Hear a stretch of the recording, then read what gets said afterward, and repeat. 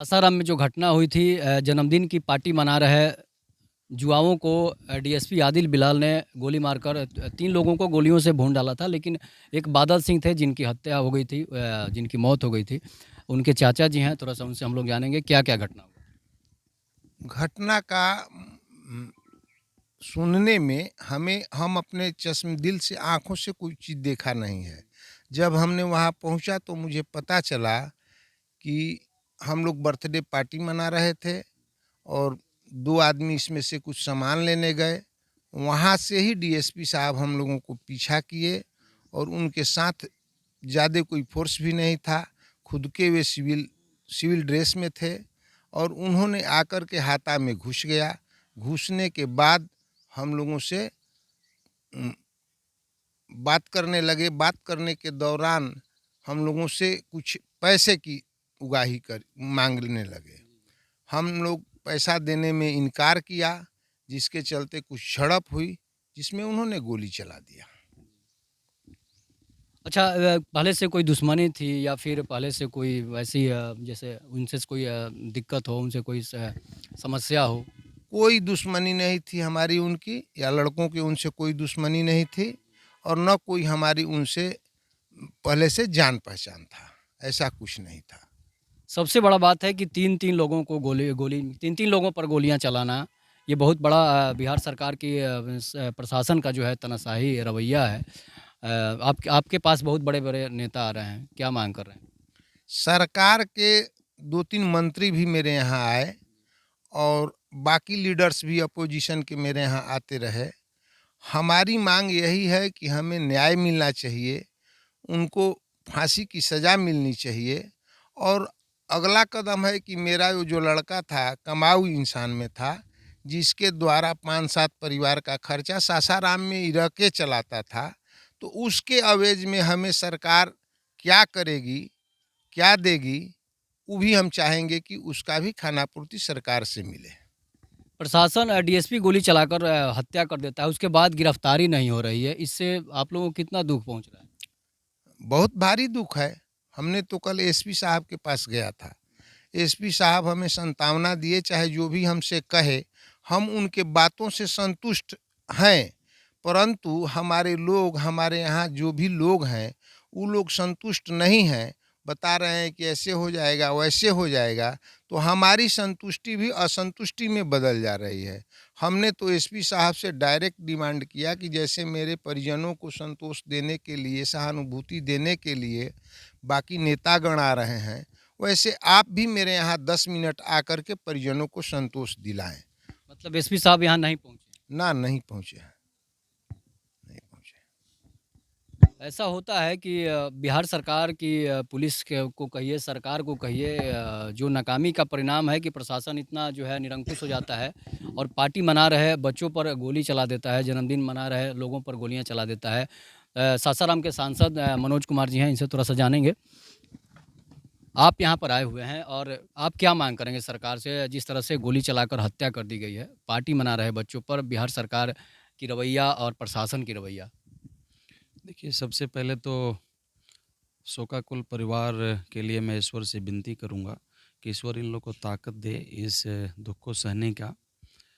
एक चीज़ मैं आपका मीडिया के माध्यम से बताना चाहूँगा कि ये बहुत ही शर्मसार और दुर्भाग्यपूर्ण घटना है। अगर उस डीएसपी को ये लग रहा है कि कानून उसका घर में बनता है, तो वो अपने दिमाग से निकाल दे। कानून जो है वो है और कानून सबके लिए है। ये जो उसने कदम उठाया है, बहुत ही दर्दनाक इसका रिज़ल्ट होगा। एक सांसद होने के नाते, चूँकि मैं इस क्षेत्र का सांसद हूँ और आपने हमारे शांति और सौहार्द को बिगाड़ा है, इसका पूरा खमियाजा आपको भुगतना होगा और इसके लिए आप तैयार रहिए।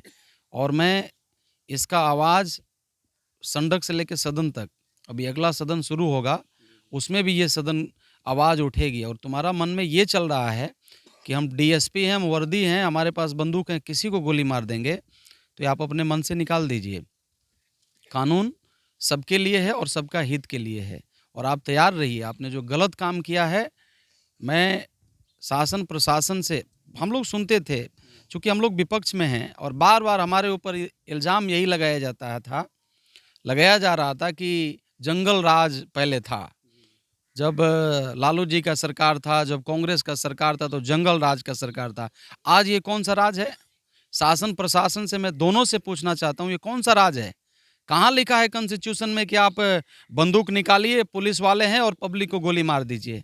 कहाँ लिखा है? ठीक है, गलती हुआ, आपने उसका सजा देते, आप उसका फाइन करते, ट्रैफिक पुलिस से जो भी गलती हुआ, आपने उसका सजा दिए होते। लेकिन इस प्रकार से किसी को गोली मार देना, और एक नहीं 2 बच्चे बच गए, एक बच्चे हमारे डेथ हो गए, ये बहुत ही दुर्भाग्यपूर्ण घटना है। इसका लड़ाई मैं संसद से लेकर सदन तक लड़ूंगा, और मैं बताना चाहता हूं कि जो भी इसमें दोषी हो, उसके ऊपर में कड़ा से कड़ा जांच हो, और वैसे लोगों के ऊपर में इतना कड़ा, उसके ऊपर में कहने का मतलब एक्शन लिया जाए कि आने वाले दिन में ऐसा घटना और किसी के साथ वो न करे।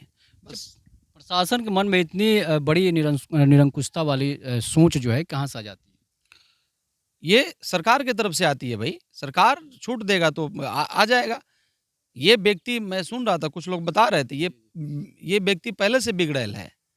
ये व्यक्ति, वो हमारे कुछ हमारे भाई हैं, बड़े भाई, मैं सुन रहा था कि ट्रैफिक पर कुछ गार्जियंस को, कुछ पति पत्नी को उतार के 1-1 घंटा बैठाया, और वो लोग आंसू का मतलब रुलाया। ठीक है, ट्रैफिक तोड़ने का हम गलती कदम उठाते हैं, आप फाइन करो, हम फाइन भरेंगे, लेकिन तुम 1 घंटा 2 घंटा कैसे बैठा सकते हो? तो ये पहले से बिगड़ैल व्यक्ति है, इसके ऊपर में एक्शन होना चाहिए, और मैं कह रहा हूँ कठोर एक्शन होना चाहिए, ताकि आने वाला दिन में ऐसा ऐसा कोई भी प्रशासन का लोग, कहने का मतलब, कदम ना उठाए पब्लिक के प्रति। पब्लिक यहाँ जनता का राज है भाई, लोकतंत्र का राज है।